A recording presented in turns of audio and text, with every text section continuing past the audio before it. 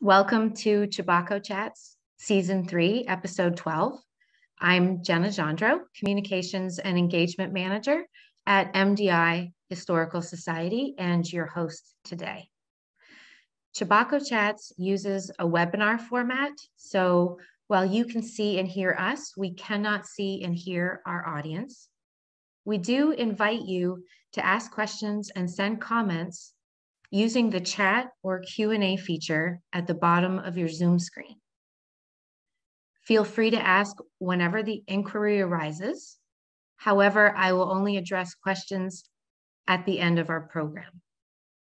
If you use the raise hand feature instead, I may call on you to, quote, approach the mic at the end of the program if time allows. Today, I'm speaking to Sam Younger and Karen Sieber about imagining Sorrento, the Black resort that never was. Sam and Karen wrote about this topic in our 2022 edition of Chebacco, Imagining What If. Karen Sieber is a public historian specializing in Black history, community history, labor history, and travel history. She is the creator of Visualizing the Red Summer, which explores a nationwide wave of racial violence in 1919, including a tarring and feathering at the University of Maine. Her work has been featured by the Smithsonian, Jacobin, I hope I pronounced that correctly, American Historical Association, the National Council on Public History, the National Archives, the Gayle King CBS News documentary, Tulsa, An American Tragedy, and in the book, Where Are the Workers? Labor Stories at Museums and Historic Sites, published in June 2022 by University of Illinois Press. Sam Younger has spent a part of each summer of his life vacationing in Sorrento with his family. Following graduation from Vassar College with a degree in history, Sam began a 35-year career as an administrator with the New York State Unified Court System. In recent years, he has enjoyed researching and writing about the history of Sullivan and Sorrento. They have both appeared on Chebacco Chats before, and I'm excited to welcome them back. Thank you for joining me today, Sam and Karen. Thank you. Thank you for having us. It's great to have you here. Thanks for having us. Karen, I love the way that this article starts out with an important train trip to Sorrento in November of 1927. Now, who was in that travel party and what were they going to do? This was really like a group of movers and shakers. This was the height of people in power in the Harlem Renaissance. And so we have at the helm here of this trip is John E. Nail. He's a Black real estate investor from Harlem. He is the son of another man who is also a real estate investor. So he's kind of a long influential family in Harlem. With him is George Harris from the New York News. We have Eugene Jones from the Urban League. We have Thomas Taylor from the Harlem YMCA. W.E.B. Du Bois, the noted sociologist and civil rights leader, as well as Nail's former partner in Black Swan Records, which was the first Black-run jazz and blues label to come out that was both run by Black business owners, but also promoted to a Black audience. And so these are really leaders in every sector of business and community, in banking and real estate, in the arts. And he's hoping that by getting all of these influential people together and bringing them to Sorrento by train to this somewhat developed, although still fairly virgin property that can really be developed into what they're hoping will be a Black resort for the Black population in New York and Boston and kind of along the Eastern Seaboard. And so this is kind of a vision trip of, hoping that if they bring these men here, get them on board for the project, that they can have some influence in kind of helping this idea, helping promote it to potential other investors and and helping make this a reality. So Sam, this is a question for you. Why were they coming to this area specifically? Had they been here before? So that's one of the really interesting things that I found out. I did a lot of research, not just on John Nail, but about the folks that came along on the trip. And most influential, perhaps, is W.E.B. Du Bois.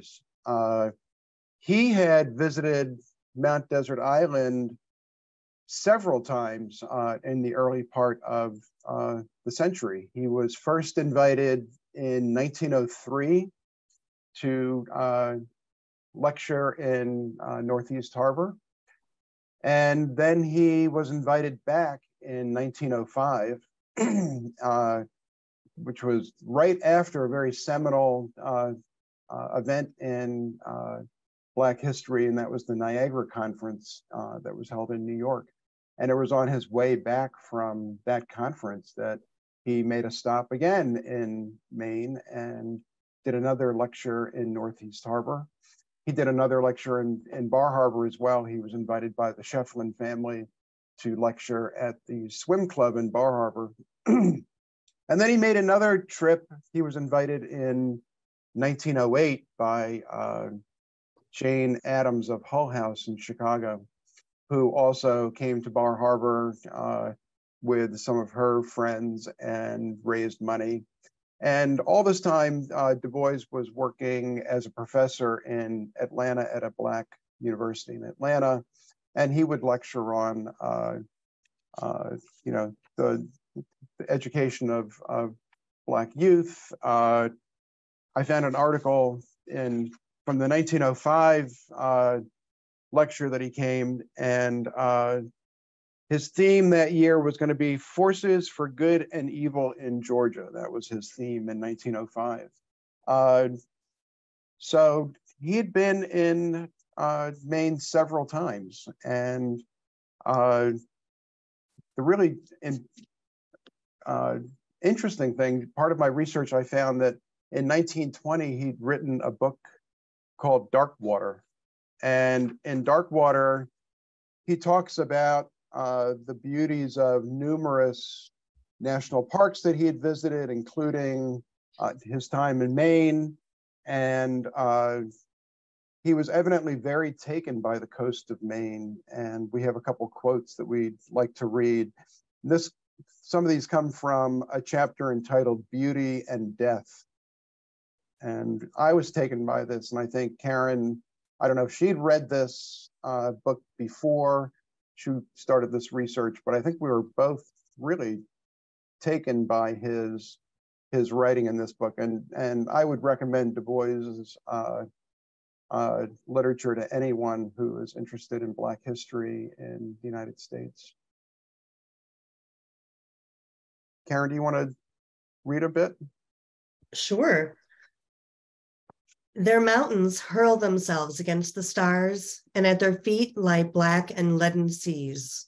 Above float clouds, white, gray, and inken, while the clear, impalpable air springs and sparkles like new wine. Last night, we floated on a calm bosom of the sea in the southernmost haven of Mount Desert. The water flamed and sparkled. The sun had gone, but above the crooked back of cumulus clouds, dark and pink with radiance, and on the outer sky, aloft to the eastward, piled the gorgeous curtained mists of evening. The radiance faded, and a shadowy velvet veiled the mountains, a human depth of gloom behind which lurked all the mysteries of life and death, while above, the clouds hung ashen and dull. Lights twinkled and flashed along the shores, boats glided into the twilight, and the little puffing of motors droned away. This was the hour to talk of life and the meaning of life, while above gleamed silently, suddenly, star on star. And I'll pick up, he goes on to describe the island itself. Bar Harbor lies beneath a mighty mountain, a great bare black mountain that sleeps above the town. But As you leave, it rises suddenly, threateningly, until far away on Frenchman's Bay, it looms above the town in withering vastness, as if to call all that little world petty save itself. Beneath the cool, wide stare of that great mountain, men cannot live as giddily as in some lesser summer playground. Before the unveiled face of nature, it lies naked on the Maine coast, rises a certain human awe. Gold molded his world largely and mightily off this marvelous coast, and meant that the tired days of life men should come and worship here and renew their spirit. This I have done, and turning I go to work again. As we go, ever the mountains of Mount Desert rise and greet us on our going, somber, rock-ribbed, and silent, looking unmoved on the moving world, yet conscious of their everlasting strength.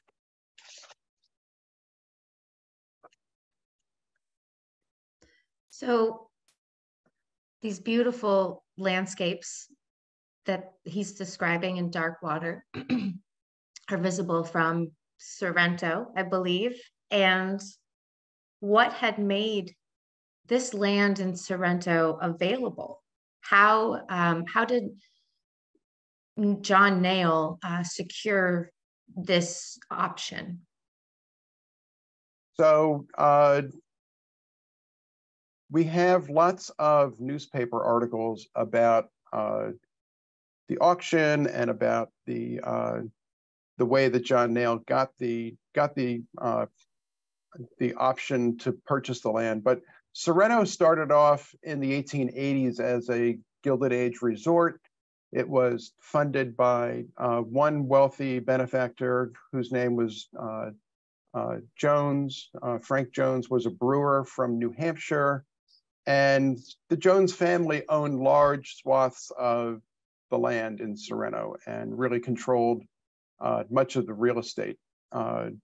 And Jones died in 1903, and his estate eventually put up for sale the land that the estate owned, and it passed into the hands of several persons. George Grant was one. He was a developer and businessman from Ellsworth. And through the years from 1908, 1910 until the 1920s, several entrepreneurs came in and tried to sell the land and reestablish the summer community in Sorrento. There'd always been a core of cottagers who came back every year to Sorrento, but there was lots more land for sale that had never been sold, and he was largely unsuccessful, and the subsequent companies were unsuccessful in selling any land. And eventually the last real estate developer turned it over to an auctioneer in New York, Joseph Day, and he was asked to sell the land at auction, and that would take place in the end of August in 1927. And at that auction, actually a white developer put the winning bid in, and then, according to the stories, turned it over to John Nail. Whether that was pre-planned or whether that was how that occurred, nobody knows. But eventually, John Nail did secure the option to purchase the land, and hence the trip that he made a few months later in October. So he wanted to create an exclusive resort for Black Americans. Why would this resort have been significant? I mean, we're thinking about the Jim Crow era here. So there's really very few options for Black vacationers at the time. The Green Book, which many people are familiar with, which laid out the different safe hotels and eating establishments and gas stations and such for Black travelers. The first issue would not be published until the 30s. It wouldn't really take off until the 1940s. And so most Black travelers at the time were either subjected to Jim Crow segregation laws and in a demeaning travel experience, often where they would be talked down upon, where they would be attacked, threatened. And I think especially for the men that we're talking about here, if you look at that sample test group of men that were visiting the land, these aren't men that are at the top of their field, wealthy, powerful, yet still when they traveled, were put into just completely a different place. None of it meant anything during Jim Crow segregation.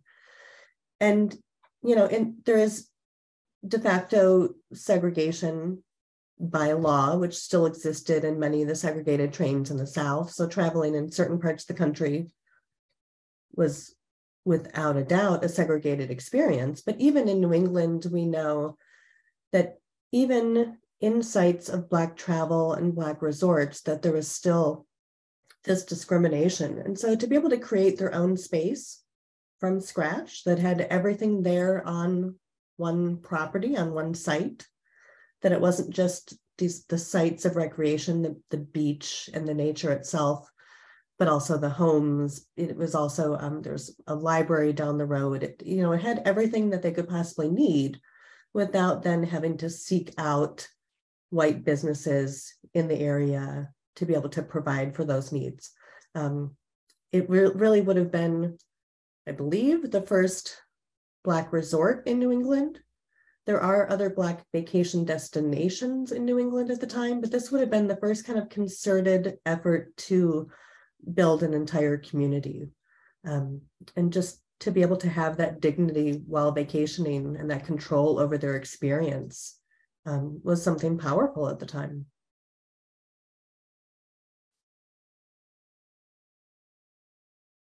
So we have this beautiful bird's eye view of Sorrento here. What was the local reaction to this option being secured by John Nail and his plans for that site? So we really don't know what the local reaction was. There was reporting that was done in national newspapers. I first found out about this in a clipping that was from Time magazine. That Time at that point was a fairly new magazine. It was, but they picked up the story, I assume, from the New York Times. The New York Times ran a story about John Nail picking it up, and this was, at the time a small story, and it was not a front page story by any means. It was, in the back of a real estate section in the New York Times. But it very clearly reported that, in matter-of-fact tones, that John Nail, African American, describes who he was. He was on the board of the NAACP. He was involved in lots of other activities in New York besides real estate. And as Karen said, he was surrounded by lots of influential folks in Harlem, one of the movers and shakers in Harlem. So the New York Times reported this as, you can see the headline here: Bar Harbor doubts a colored invasion is going to be, a big deal. So the New York Times did not, come out with some story that, as opposed to other headlines, the one on the right that says Bar Harbor is alarmed. I can't remember where that headline is from, but there was certainly coverage of this in both mainstream press as well as in Black newspapers. The Amsterdam News ran stories about it, and they went into a little more detail about who he was trying to get to invest, right? Because he needed the money, he needed to raise the money to do it. And the Pittsburgh Courier, which is the Black newspaper in Pittsburgh, they ran, some more alarming headlines, and I think that may be where that headline is from. That Bar Harbor is alarmed. So, as far as what happened in Maine, I don't think there was, a lot of reaction locally, and I couldn't find any reporting locally. It's more national reporting that talks about the story.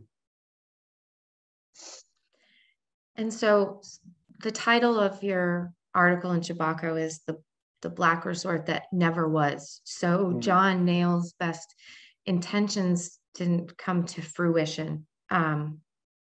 Sam, what happened after the trip up to Sorrento?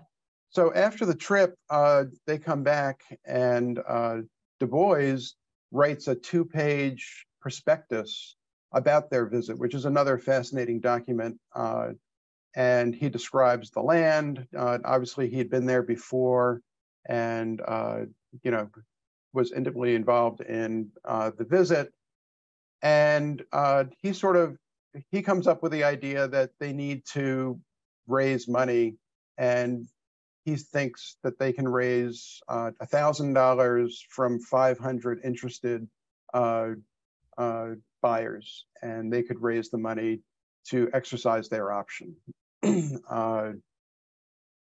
One of the other newspapers reports that they were trying to make this a more exclusive resort, whether that was to market it toward their friends in show business, or maybe to show whites that they were not going to just have 1,000 people there, that they were going to have large estates, and each estate was going to cost $100,000, and it was going to be exclusive. And but we're not quite sure what their real intents were. But from all I can tell is, their timing was incredibly bad. And they held the option, and we know what happened in the 1930s shortly thereafter. John Nail eventually is bankrupt by 1933, even though he had large real estate. He was a real estate company in New York City. By 1933, he was bankrupt. This is a wonderful picture. This is a picture of his, I think, 1915 or 1911 car, which I can't remember the name of the car right now.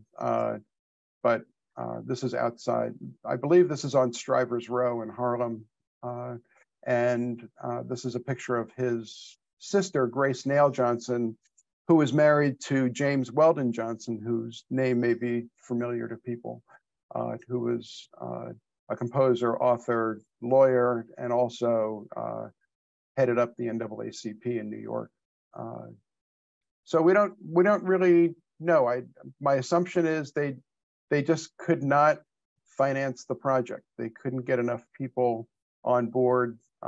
They couldn't raise the money, and their option expired. That's my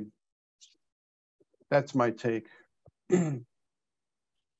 So Karen, how did systemic racism impact this process? We can only speculate so much.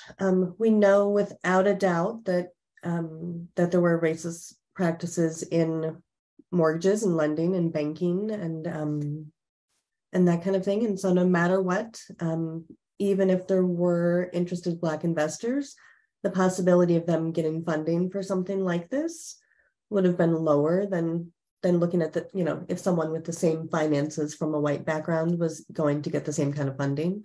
So we know without a doubt, the system is built against this happening in the same way that it would happen for a white resort.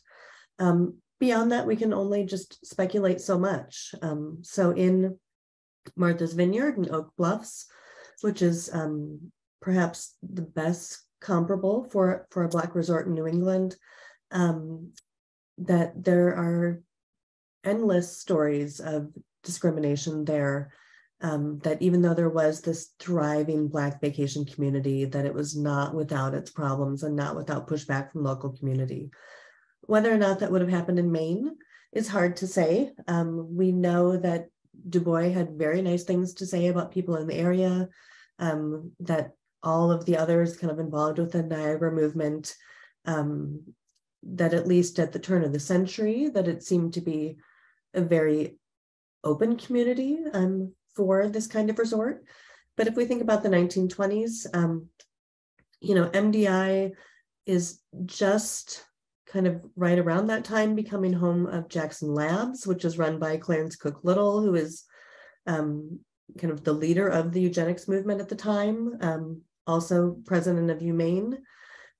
We have the Malaga Island relocation just a decade earlier of all Black residents on that island. We have the Courtney brothers near lynching. We have the KKK at their height. So it's hard to say if it would have been as well received in the late 20s as it would have been at the turn of the century.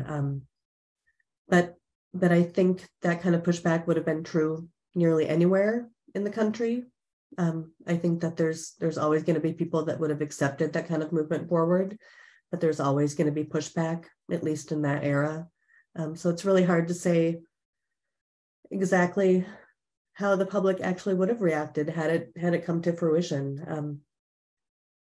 Sam made the wonderful point in some writing that he's done about this, that 30, 40 years earlier, Chief Justice Melville Fuller, who is kind of the lead judge presiding over Plessy versus Ferguson, which institutionalized separate but equal, that his vacation home was in Sorrento. So this is, we can just really only imagine based on what we know and based on what we know about Black travel at the time. So we see here that there are some places where Black travel was happening. Can you tell me about any resorts that might have been successful, though the one in Sorrento wasn't? Yeah, and the three of us met last week and we had this conversation about what constitutes a resort.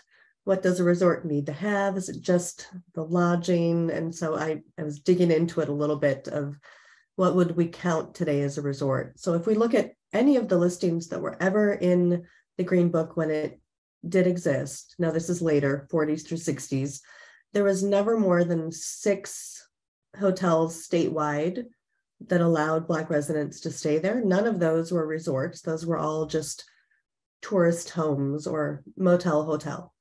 That was really at the height. There were 2 places that could be considered about as close as Maine had to a Black resort. There's Rock Rest, which was in Kittery. There's vacationers pictured on the left here. It was really just a guest house. It was a bed and breakfast. And so everyone would have their individual rooms and then meet together for communal meals that were cooked by Mrs. Sinclair. Her and her husband owned it. And then we know of a gentleman's club of sorts, a male-only hunting and fishing club that existed in West Gardner. And we have Du Bois here in a hammock. He was a member of this club, but it was interracial. So all of the comparables are just not quite the same. Cambridge is male and interracial. Sinclair is more of a guest house. Even if we look at the kind of epitome of Black resorts nationwide, if we look at Idlewild in Michigan, that was created by white investors to make money on, they smartly saw a need in a growing Black middle class for vacation destinations that catered to Black travelers. And so while it was a successful example of a Black resort, it was white owned, white investors and white profits then. There's a handful of others that were small, like Ivanhoe in Wisconsin. Perhaps the most significant one was Frederick Douglass's son, Charles, helped found Highland Beach in Maryland in 1893. And so that's kind of the oldest kind of established Black resort, but none are really comparable to what Sorrento would have been. Well, this is a truly fascinating topic. I loved reading your article in Chebacco. I loved chatting with you about this. If our participants have questions, please put those in the chat now. And as I finish sharing my screen, I would like to ask you if there were any highlights to writing the Chebacco article? I'm going to start with Sam. So there are a lot of highlights, but I've been going to Sorrento for 60 years, and I'd never heard the story ever told. And you have a few times when you're an historian looking at research and you find things. And the day that I found that Time magazine article, I nearly fell out of my chair, and knew that I needed to learn a bit more about this, what happened, why it never occurred. And, you know, as a citizen historian, it's a really a fun topic to explore. And it took me down lots of different trails into W.B. Du Bois. And then I found even more documentation in his papers. When I found the papers about his trip to Maine and the prospectus that he wrote, all these things all sort of tied together. And it was really, really a fun journey. So I encourage anyone to, you know, who's doing a little history on the side to stick with it, and you'll find gems once in a while. And this was one of them. I like his history on the side comment. So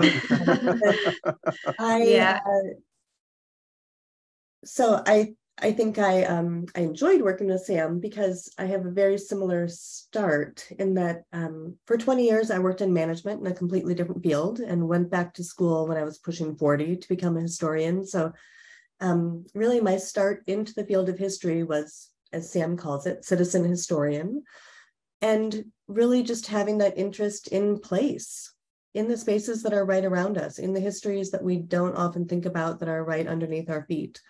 The voices that, you know, the stories that haven't gotten passed on, the voices that get forgotten. And so I think this story is powerful because of that.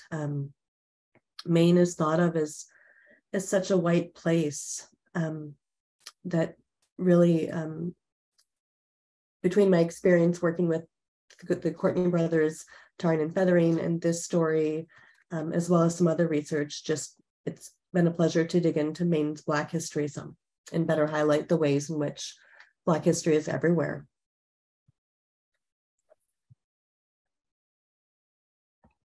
I do have one question that just popped up here. It says, is there any history of interaction or discussion or even mention by Du Bois or Booker T. Washington in their fundraising trips to MDI and Bar Harbor in the summers of 1896 to 1910 in this story? And this person says that they came in late if that was referenced, but Sam, could you answer that question for us? Well, that's where I picked up on the earlier visits that were made to Northeast Harbor and Bar Harbor by Du Bois and Washington. So there was an active community in Bar Harbor. We talked about this, you know, what did they do in Bar Harbor besides, you know, climb mountains? But there was an active intellectual community. Northeast Harbor was founded by, as you probably know, by Eliot, who was the president of Harvard.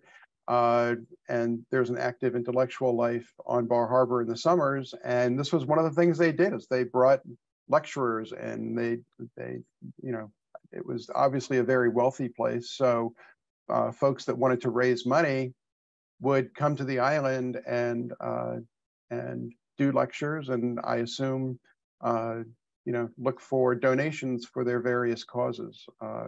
So Du Bois was one. There was I found reference to the Hampton Society, which was in Bar Harbor also, that supported the Hampton Institute in which was another Black, historically Black college. And the Hampton Singers would come and entertain, and I assume fundraising was part of that, but also enlightening people to, you know, education in Jim Crow, in the Jim Crow era. So it's an interesting question. Thank you, Sam. I did not receive any additional questions, so I would love to thank you for being here this evening. It was a great pleasure to speak with both of you, and I hope we can have you back on Chebacco Chats sometime. Thank you so much. Thanks for having us. Thanks again. Stay well. Coming up on Chebacco Chats, Thursday, December 1 at 4:30 p.m. We will not have a Chebacco Chats next week because it's the Thanksgiving holiday in the US. But on December 1st, Rainey Bench will be hosting the chat, and she is welcoming Natalie Springle as guests to talk about the historical context of net pen salmon fishing, salmon farming in Maine.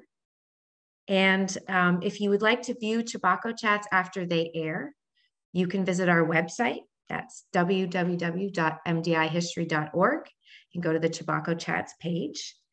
And if you'd like a copy of Chebacco, you can also order one on our website or email us at info@mdihistory.org. Thank you for joining us this evening and have a good night. Take care.